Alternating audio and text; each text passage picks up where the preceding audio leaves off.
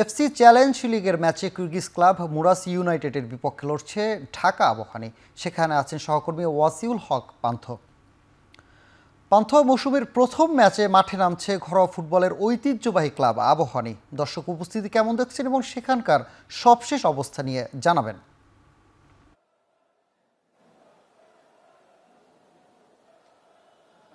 সানি যেমনটি বলছিলেন, দীর্ঘদিন পরে কিন্তু ক্লাব ফুটবল এই জাতীয় স্টেডিয়ামে কিন্তু ফিরেছে এবং ক্লাব ফুটবলের যে নতুন ম্যাচ আবাহনীর যে হোম গ্রাউন্ড, সেখান থেকে কিন্তু তারা খেলতে নেমেছে মুরাস ইউনাইটেডের পক্ষে। এবং এই ম্যাচ নিয়ে আবাহনীর যে দর্শক সমর্থক, তাদের কিন্তু আগ্রহ বেশ অনেক আগ্রহ তুঙ্গে রয়েছে। যদিও আজকে একটি কর্মময় দিবস এবং সপ্তাহের মধ্যবর্তী সময়, এই কারণে দর্শক উপস্থিতি কিছুটা শুরুতে কম থাকলেও আবাহনীর জার্সি পরা কিন্তু অনেক দর্শক আমরা দেখতে পেয়েছি এবং হাজারখানেক দর্শক কিন্তু ইতিমধ্যে এসেছেন এবং সময় যত গড়িয়েছে ম্যাচের, তখন কিন্তু দর্শক উপস্থিতিও বেড়েছে এবং প্রথমার্ধ কিন্তু ইতিমধ্যেই শেষ হয়েছে দুই দলের ম্যাচের এবং গোল শূন্য ড্রতেই কিন্তু প্রথমার্ধ শেষ হয়েছে। এবং যে দুই দলের যে শক্তিমত্তা যদি দেখি, মুরাস ইউনাইটেড তারা কিরগিজ ক্লাব এবং তারা যদি শারীরিকভাবে অনেক তাদের উচ্চতা থেকে শুরু করে সবকিছু কিন্তু অনেক বেশি বাংলাদেশি যে আবাহনী লিমিটেড দল আছে তাদের চেয়ে। এবং আবাহনী লিমিটেডে কিন্তু এই পর্যন্ত মাত্র একজন বিদেশি খেলছেন, সুলেমান দিয়াবাতে, এবং তিনিও কিন্তু গত পরশুদিন ঢাকায় এসেছেন এবং দুটি সেশন অনুশীলন করতে পেরেছেন আবাহনীর হয়ে।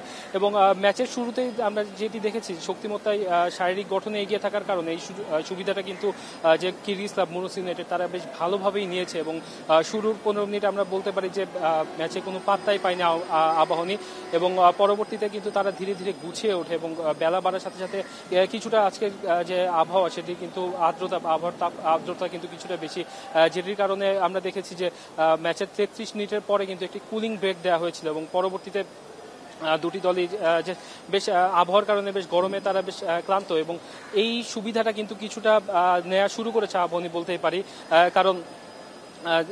কারণ তারা যেহেতু এই আবহাওয়াতে খেলতে অভ্যস্ত এবং সময় যত গড়িয়েছে তখন কিন্তু আবাহনী খেলা গুছিয়ে উঠতে সময় শুরু করেছে এবং আক্রমণের দিকেও তারা কিন্তু বেশ ধার দেখেছে। তো আমরা সবাই দর্শক সমর্থক থেকে উপস্থিত সকলে কিন্তু আশা করছে দ্বিতীয়ার্ধে গোল দিয়েই আবাহনী জয় নিশ্চিত করবে। তো এই ছিল এই মুহূর্তে জাতীয় স্টেডিয়াম থেকে সবশেষ। সানি,